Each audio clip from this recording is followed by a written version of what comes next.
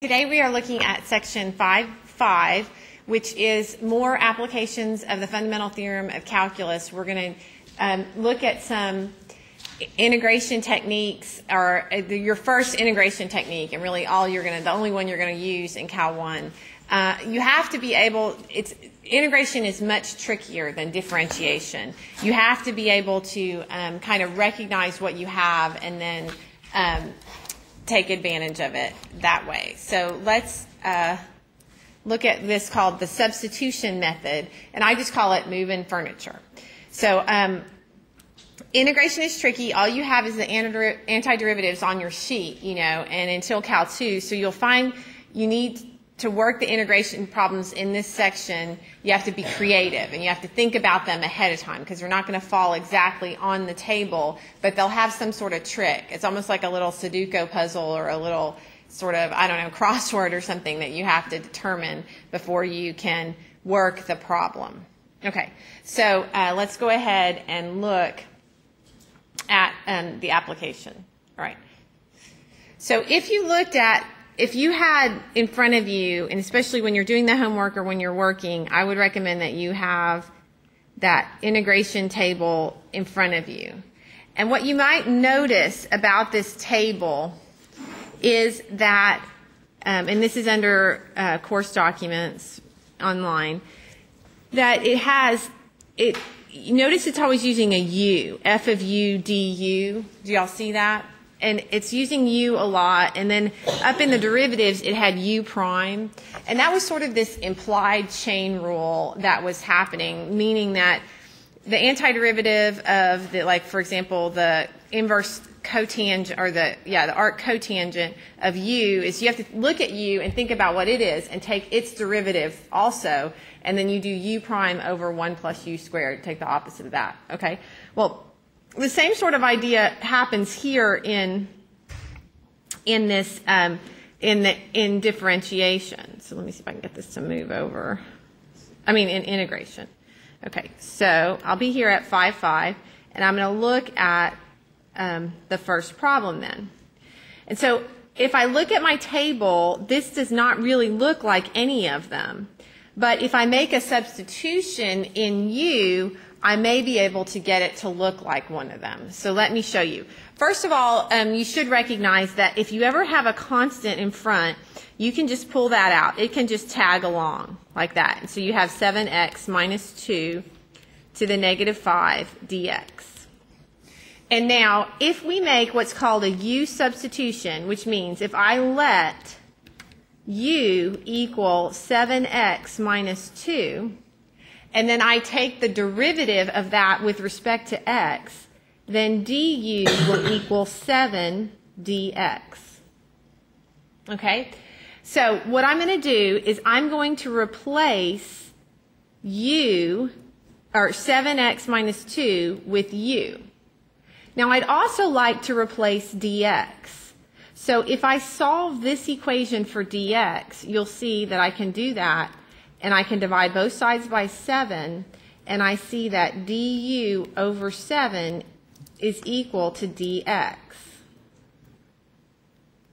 And so what I can do is replace dx with du over 7. Okay? So let's see what happens when I make those substitutions.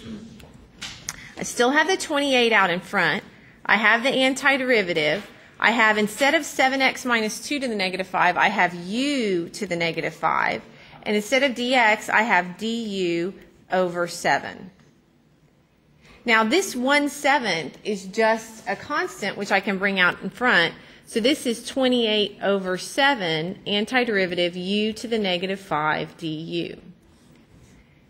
Now that it's in this form, I can actually differentiate it. Something to the negative 5, the antiderivative of it is I do negative 5 plus 1 over negative 5 plus 1.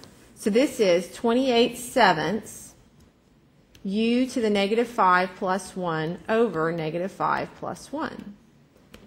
So this is 28/7 u to the negative 4 over negative 4. And then this actually cleans up to be negative 28 in the bottom. So this is going to be negative u to the negative 4. But what was u?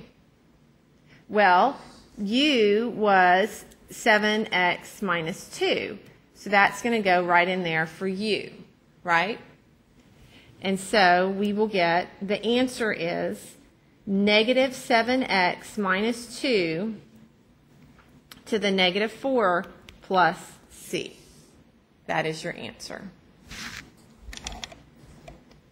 And so if you wanted, you could write that as negative 1 over 7x minus 2 to the 4th power plus c. So that is your antiderivative. Okay, so let's try this next one. Who has an idea of what might be the good substitution for this next problem? Because obviously if you look at your chart, you won't see one like that. What might be a good substitution? Maybe we're a little lost, so I'll do another one to kind of get you in the groove. This x to the 4th minus 1, I'm going to let that be the u. And let's just watch what happens. Remember, this is puzzles. You're learning tricks, okay? So I'm going to let u equal x to the 4th minus 1. Then I take the derivative of u with respect to x.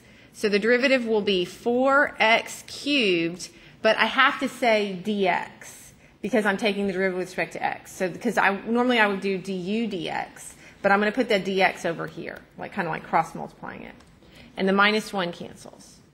Okay, now I can replace x to the 4th minus 1 with u.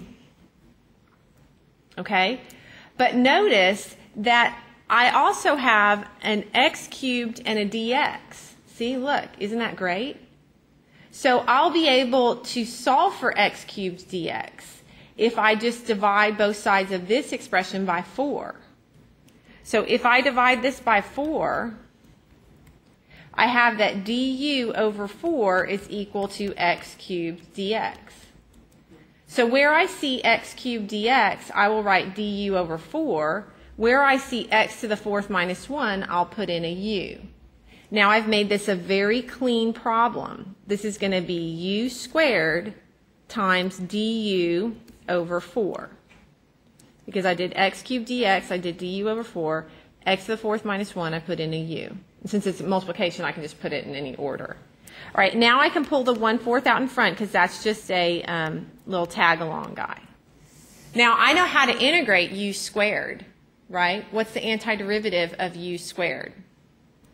Over 3. Good, u to the 3rd over 3. So this is going to be 1/4 u to the 3rd over 3 plus c, or u to the 3rd over 12 plus c. But what was u? X to the 4th minus 1. Good. So I'm going to take x to the 4th minus 1 and pop it in for u.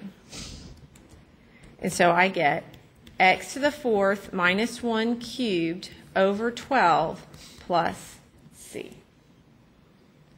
Everybody okay?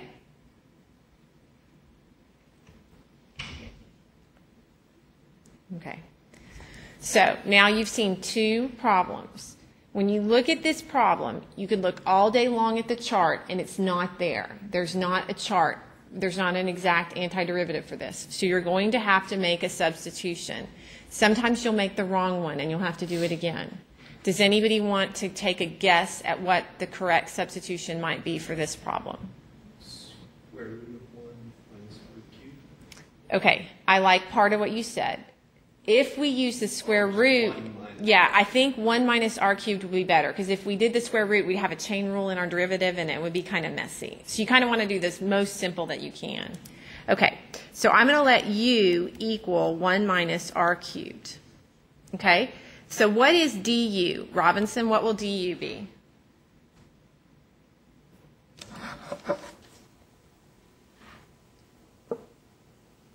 (3r squared). Negative 3r squared. And you have to say dr because you're doing du dr, but you just kind of multiply it over. Does that make sense? Okay. All right. Now, Why is that great? Well, that's great because here's r squared dr right there. And here's r squared dr, right? So I'll be able to replace r squared dr with what I solved this for, which will be du over negative 3, because I'm going to divide both sides by negative 3. Yeah.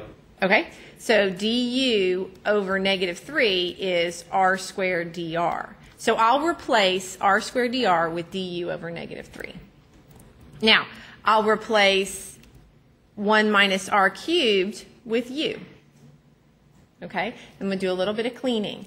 This 9 can do what? He can come in the front because he's just tagging along, right?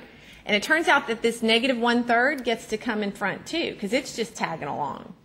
Okay, so is it okay with y'all if I write this as 9 over negative 3, just tagging along in the front? And then the r squared dr was du over negative 3. I already have the over negative 3 right there. So I'm just going to have dr over u to the 1/2 power. Sorry, not dr, du. Because I replaced r squared dr with du over negative 3.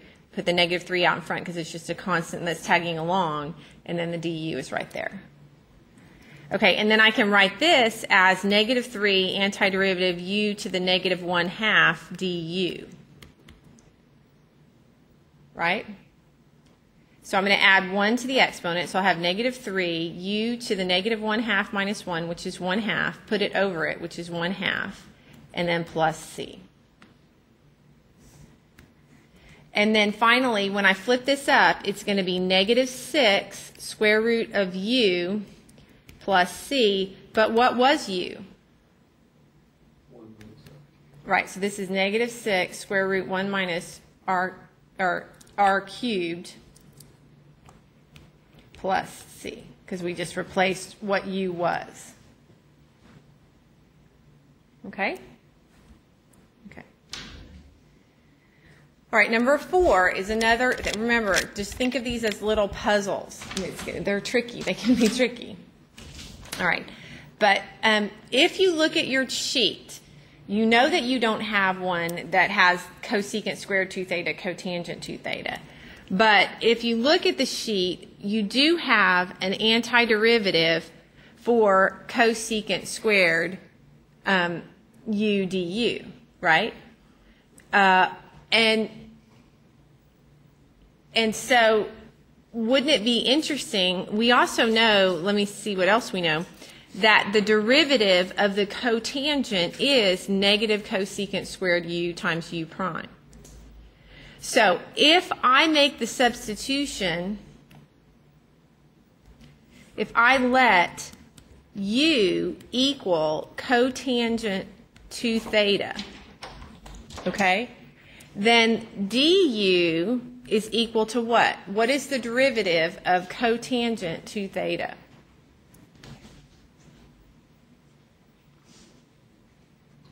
Negative cosecant squared theta. But we have the 2 that we have to handle, so it's going to be negative cosecant squared 2 theta times 2, right? Okay, so this is negative 2 cosecant squared 2 theta, and then we have to slap that d theta on there because we didn't write du d theta, so we're going to put the d theta over here. Okay, now why is that great? Well, instead of cotangent 2 theta, we're going to get to write u. Okay? And instead of cosecant squared 2 theta d theta, we're going to get to write du over negative 2. Because we can solve cosecant squared 2 theta d theta, we can solve for it, and we get that it's equal to du over negative 2. So we will have du over negative 2 is equal to cosecant squared 2 theta d theta. So we will replace cosecant squared 2 theta d theta with du over negative 2. We will replace cotangent 2 theta with u. And so we'll have the antiderivative of u times du over negative 2. Or negative 1/2 antiderivative of u du.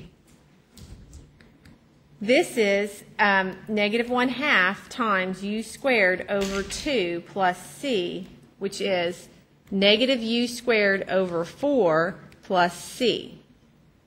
But what was u? U was cotangent to theta, so you'll write this as negative cotangent to theta squared over 4 plus c. Make sense?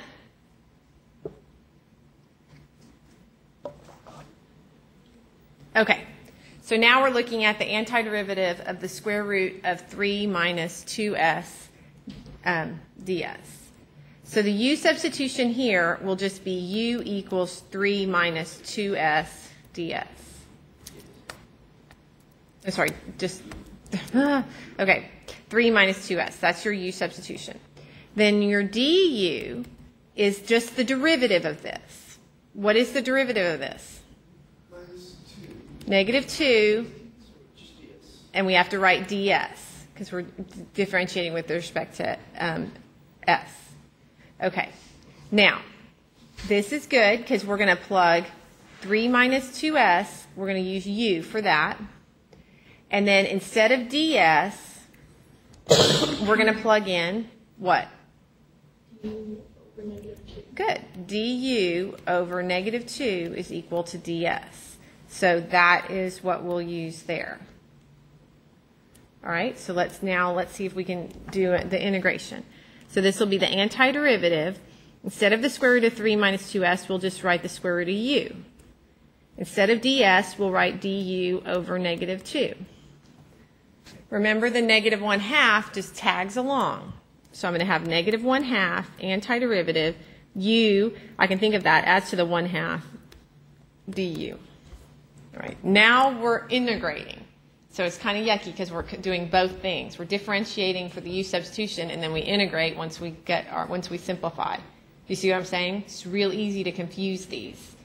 So what is the antiderivative of u to the 1/2?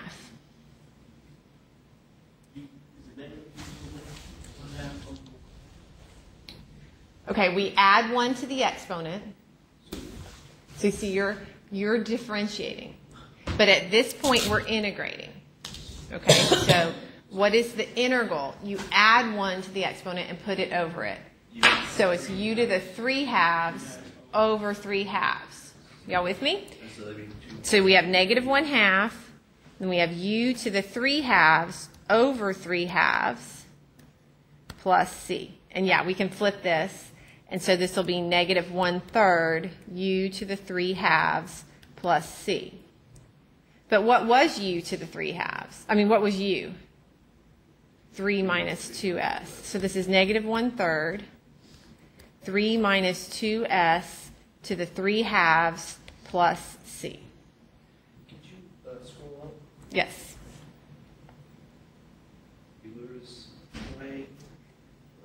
Where it says negative 6 to the half power, right there. Why didn't you do that there? Whenever you. Okay, because it was u to the negative 1/2. Okay. So I added 1 to the exponent, which made 1/2, and I put it over it, which was 1/2, and then I flipped that up, and I got negative 6. Yeah. Yeah? I was thinking those. Yeah. Yeah. Good thinking. Okay. What do you guys think about this one? What looks like a good u substitution? 1. Yeah. Let's try the stuff in the parentheses. It might not work, but let's try that. Let's try 1 plus the square root of x. All right, so we'll let u equal 1 plus the square root of x. Now we're differentiating. Now we're going to take a derivative. So you think of this as 1 plus x to the 1/2. So du, the derivative of 1 is just 0. The derivative of x to the 1/2 is 1/2 x to the 1/2 minus 1, which is negative 1/2. And then you write a dx on it. So you might think of this as gu equals 1 over 2 square roots of x dx. Why are we happy about that? Well, we're happy because we have 1 over the square root of x dx right there, which is exactly what we have right here. So we can solve for 1 over the square root of x dx. It is just 2 du. Because if I solve here, I'm going to say 2 du is equal to 1 over the square root of x dx. So I will replace 1 over the square root of x dx with 2 du. What will I replace in here? Well, I'll put u right there because that's what u is. Everybody okay? All right. So looking in here, I'm going to have the antiderivative. I'll have 2 du over u squared. Okay, so I did 2 du for that 1 over square root of x dx, and then I plugged in of u squared. Now I'm going to clean this a little. I'm going to say this is 2 times the antiderivative of u to the negative 2 du.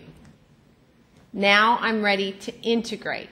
When I integrate, I add 1 to the exponent and put it over it. So this is then equal to 2 times u to the negative 2 plus 1, which is negative 1 over negative 1 plus c. Okay?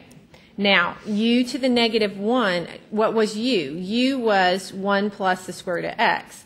So let me just clean this all up. This is going to be negative 2 over u, which was 1 plus the square root of x plus c. So what is so interesting is this looked very complicated, right? But what we're saying is that if you take the derivative of this answer that I got, it will be this.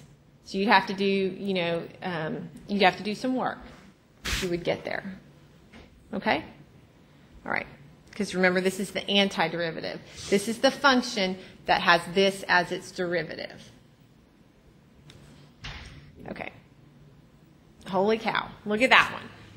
Who's got an idea on what should our substitution be?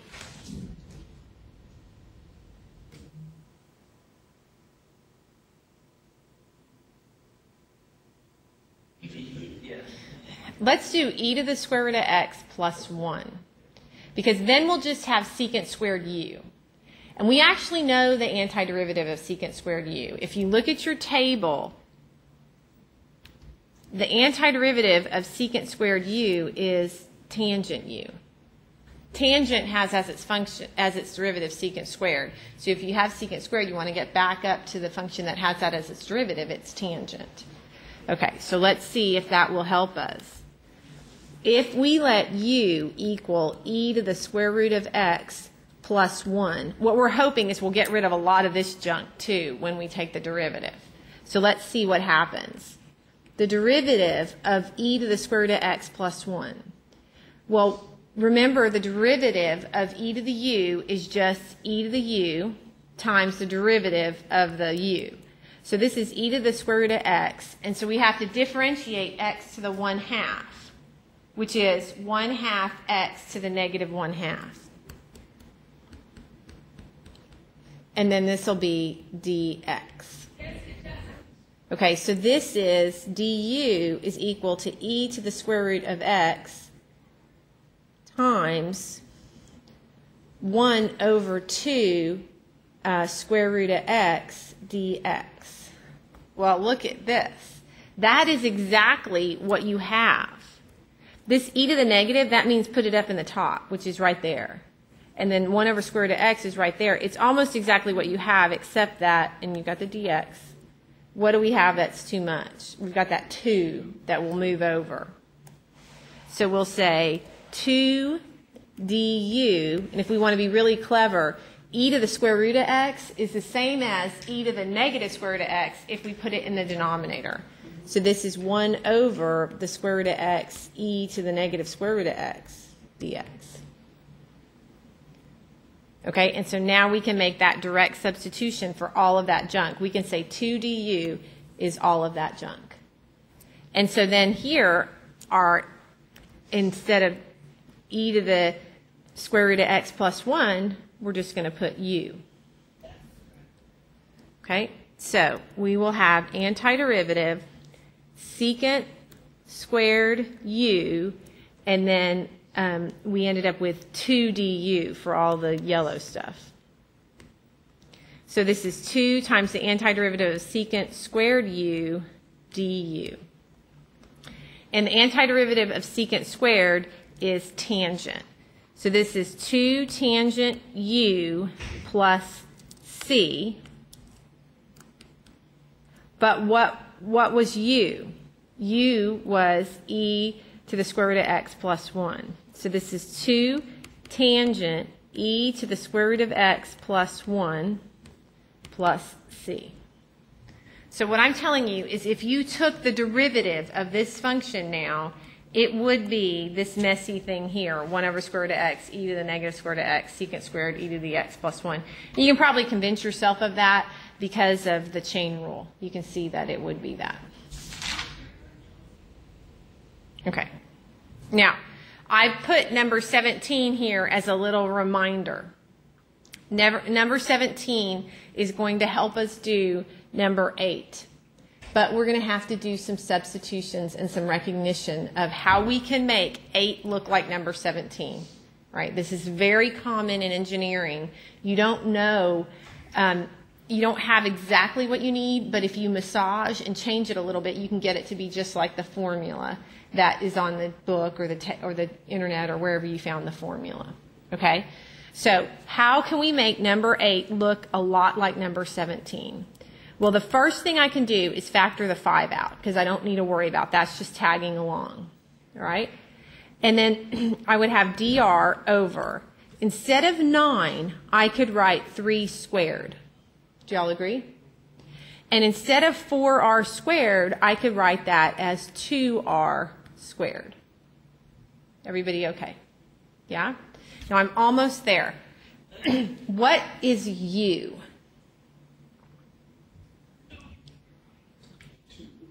U is 2r. You have to handle the fact that we have that 2 there. Okay? So let's take a second to make the u substitution. U is equal to 2r, so du is equal to 2 dr. Because I need this to be in terms of u's, not r's. Okay? So I'm going to replace dr with du over 2. That is dr. Okay? So instead of dr, I'm going to have du over 2. And instead Hey, Miss of Prince, 2r, we have to go. okay, see you later. So instead of 2r, I'm going to have u. Okay?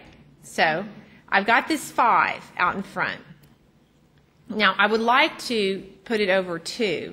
Does everybody understand why I'm doing that? Because I'm going to do du over 2 here, but that's just a constant, and so I can just put it in front. It just tags along. The 1/2 just tags along. All right, instead of dr, I'm going to write du, and then this is 3 squared plus u squared. Now, I am completely ready to use this formula right here, which is that it's 1 over a arctan u over a plus c. So it will be 1 over 3, because a is 3. Does everybody see that a is 3? Because it was a squared, so a is 3. So it's going to be 1 over 3 arctan u, which was 2r over 3 plus c. So this is 5/2 times the times 1 over 3 arc tan or inverse tan u over 3, which I'll go ahead and write u over 3 plus c. But then we know that u is 2r. So this is 5/6 arc tan 2r over 3 plus c. Yeah? This rule 17 was in that list of... Yeah, it's on your table. If you go, you'll see it right there. It's a real common one. 1 over number squared plus variable squared. Remember that that's arctangent. You play with it a little bit, but you get an arctangent. You have to massage them sometimes with constants. All right, let's try number 9. Now, it's not completely obvious which one to do, but you may remember that on your table, there's no integral of ln x. So you're going to have to probably want to get rid of that one. So let's look at that. Let's let u equal the ln of x. Then we'll take the derivative. What is the derivative of ln x? 1 over x. Good, 1 over x, but then we have to put a little dx because I didn't write du dx. Okay, well, isn't that wonderful? Because dx over x is exactly right there, and that is du. The ln of x is u. So I'm going to have the antiderivative of du over u. So this is the antiderivative of u to the negative 1 du. So we're going to add 1 to the exponent and put it over it. So this is u to the negative 2 over negative 2 plus c. And what was our u? Our u was ln x. So, are we adding or? yeah, we are. No, I'm not. Okay. Oh, and that's good. Sorry, I was distracted. And I modeled exactly what you don't want to do, which is mess up your add 1 to negative 1 and get negative 2. That's probably not something you want to do. All right.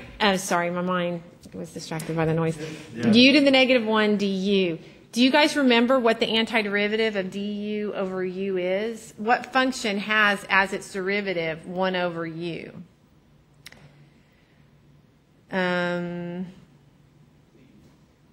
It's not on here. Well, you may remember that. I can't believe it's not on here.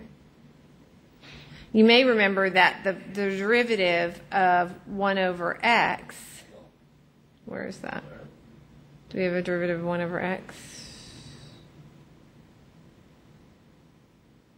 All right. Am I losing my mind here?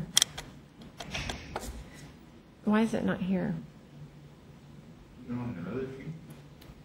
Yeah, it's probably on the other sheet, but I thought it would be on this one too. Well, the antiderivative of 1 over u du is the ln of u plus c. Because the derivative of the natural log is 1 over x. Remember that? So if you anti-differentiate. Is number 9 kind of similar to it? No, because it's got a cotangent. So. No, the top. Number 9.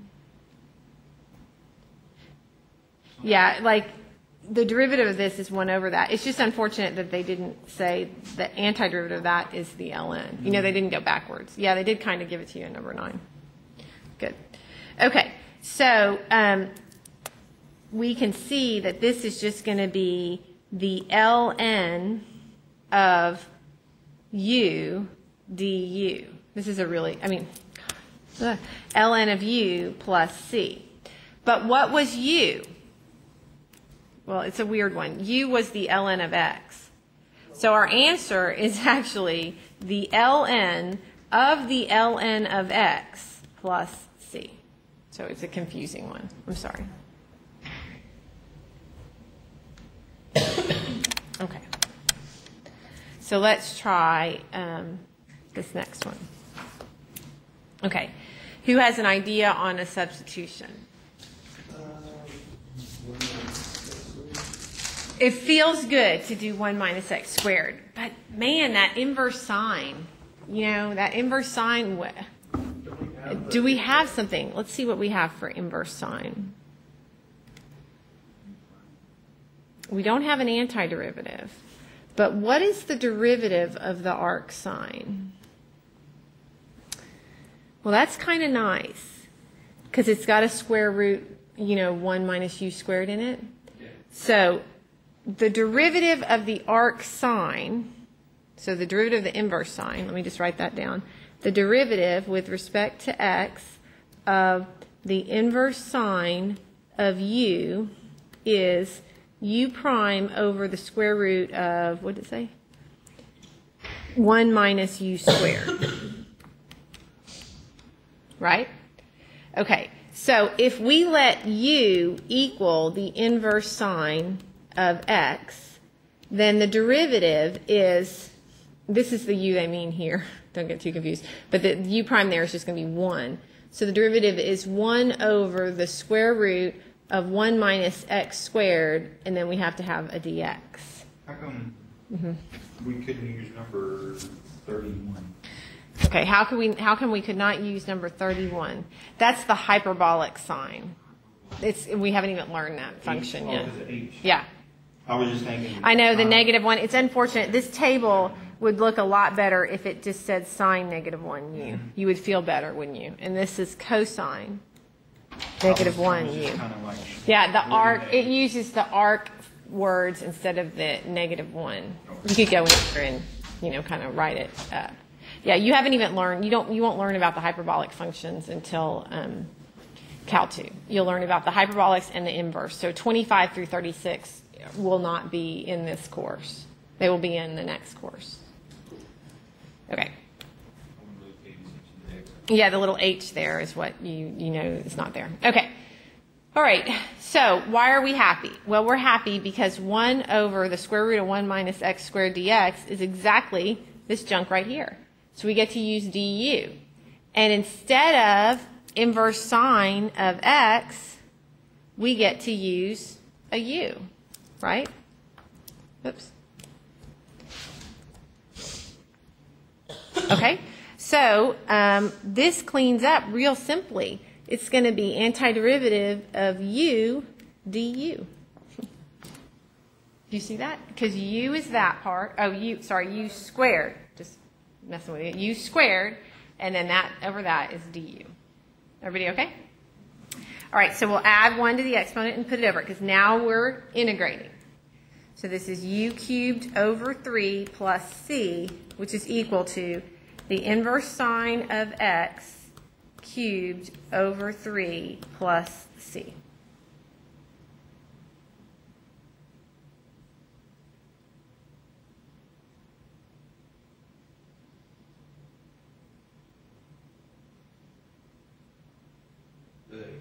Yeah.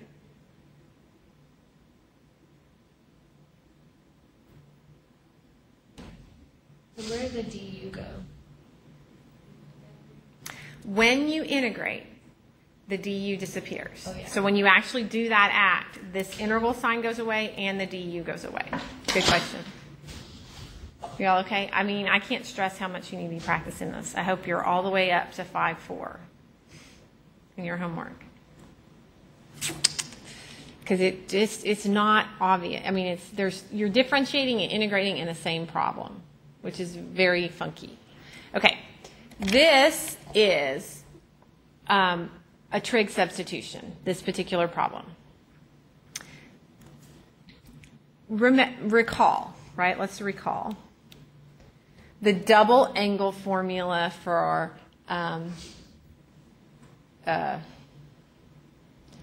cosine. And I'll just say, I'm not going to work that far back. But anyway, if you recall your trig sheet, which you should have, right? I gave it to you.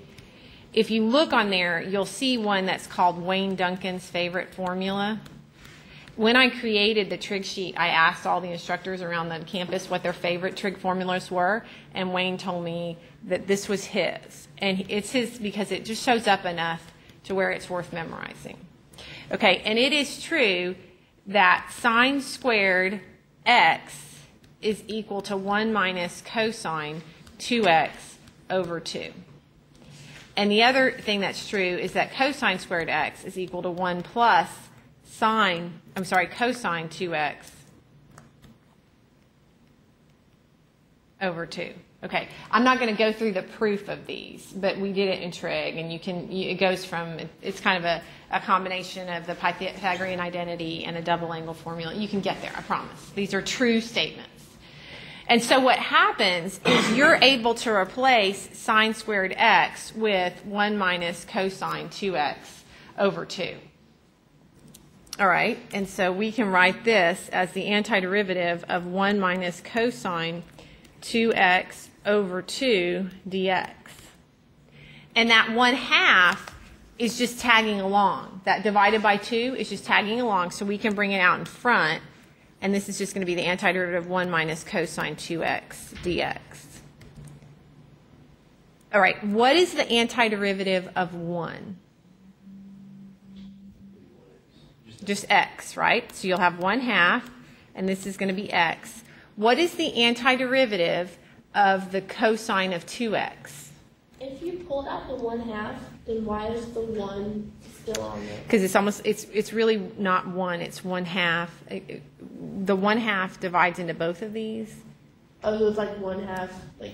Minus cosine 2x over 2. And so if you factor out 1/2, you'll still have the 1 left. Okay. Are you feeling it? Because it divides both of them. Okay, what is the antiderivative of cosine 2x? I'm going to use the thing of cosine squared. No, we actually know this one. You know, just a little baby one. It was the table 4-1. The cosine of kx, the antiderivative was sine kx over k. Do you remember that? It's just what function has as its derivative cosine? Sine, right? But you got to handle the 2 there, so you have to put it over 2. So this is going to be sine 2x over 2 plus c. And this one we didn't even do a U substitution. We recognized that with Wayne Duncan's formula.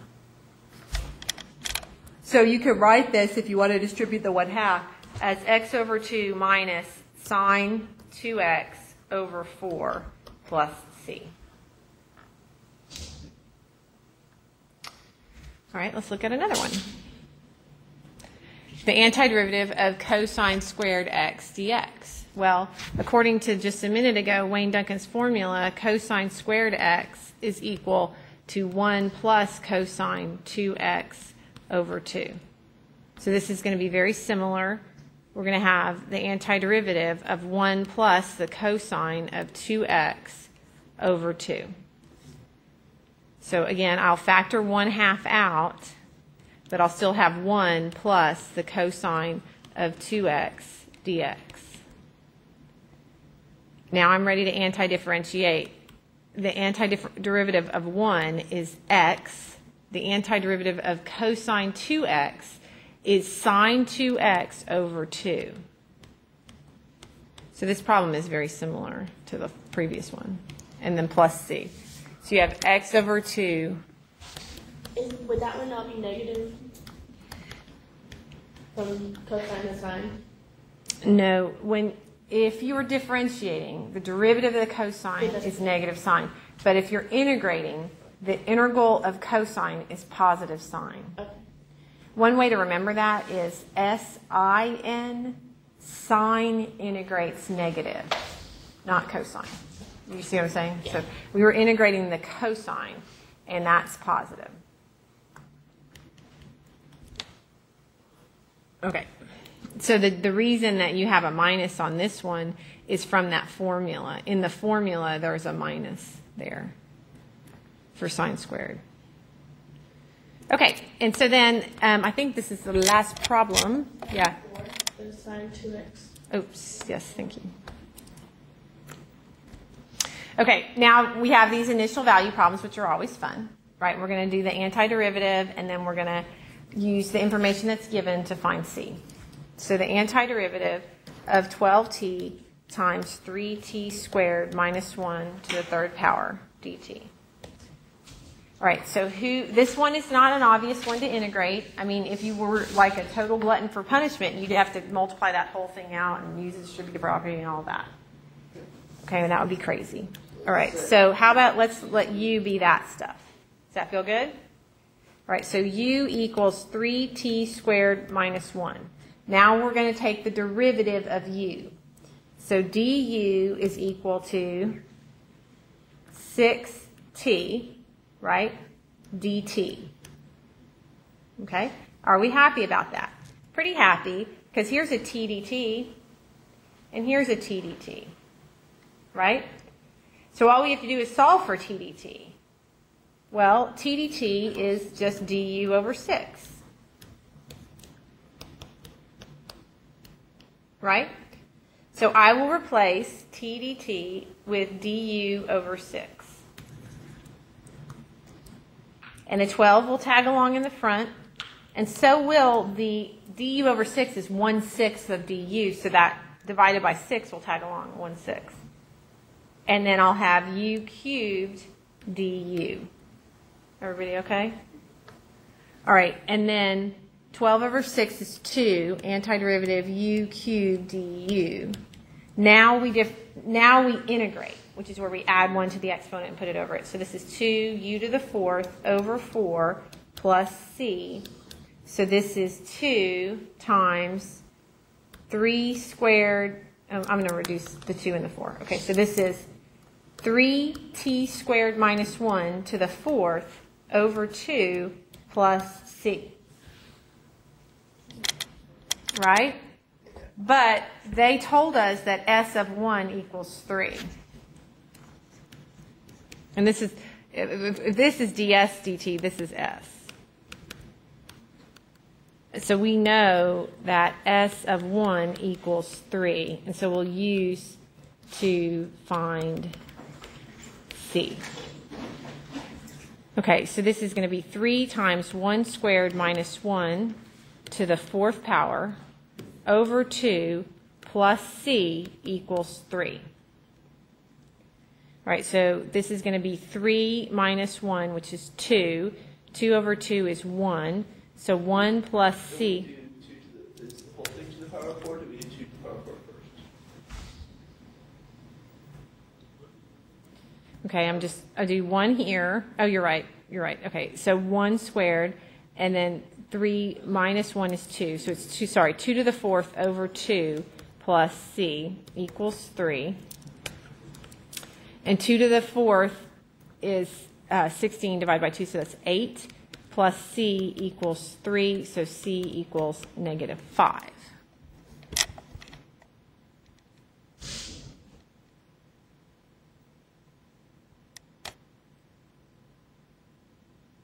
Which I have wrong in my notes. How funny. I think. Yeah. Okay. So we should get negative 5 for our c. I had a little, never mind, little thing wrong. Okay. And so then this is going to be 3t squared minus 1 to the 4th over 2 minus 5. So s of t is going to be 3t squared minus 1 to the 4th over 2 minus 5. And that is your that is your original function.